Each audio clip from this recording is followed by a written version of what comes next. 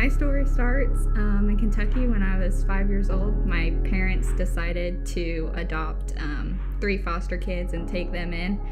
And one of them was 18 at the time, and he sexually assaulted me and another family member of mine.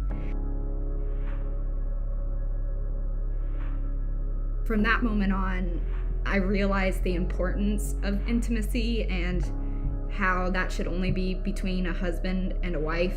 And since I was 5, I knew that I was going to save myself for my husband. After all that happened, we had several years of counseling, my whole family, because it impacted my dad and my mom and my other siblings. My dad ended up leaving and just completely ditching his kids and everybody for a girlfriend. And then many years go by. Things are good. You know, I kind of gotten used to living without my dad. I'm living with my mom.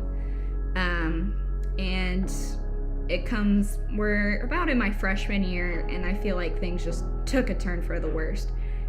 Depression kicked in out of nowhere.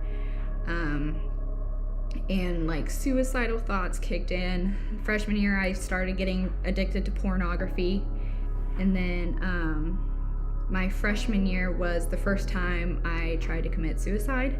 It's kind of just a God moment of how it worked out, because one of the ways that I tried was taking medicine. I was like, if I just take enough, it'll be done, it'll be quick, I won't have to feel anything. But what are the odds that I take 2 medicines that completely counteract each other? Nothing's gonna happen. And I did not find this out till years later. And when I did, it was kind of like a burning bush moment for me. I was like, wow, like God wants me here.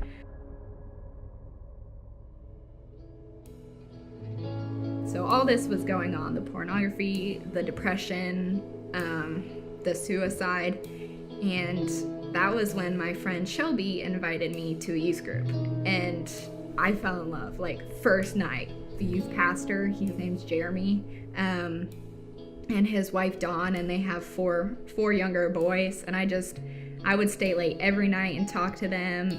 I asked him questions all the time, and I just grew really close with his family, and they really grew closer to me. And it was probably a year and a half, 2 years later, that he sat down and talked with my mom, and then they sat down all together with me and said that he basically wanted to like adopt me, but unofficially, because you know I still have my mom. So he kind of just stepped up and became my dad. And so out of all this time, you know, I've been praying to God, like, God, you're my father in heaven. I was like, but I just need one down here. And he stepped in and was that dad. He walked me down the aisle when I got married, and I still have that relationship with him today.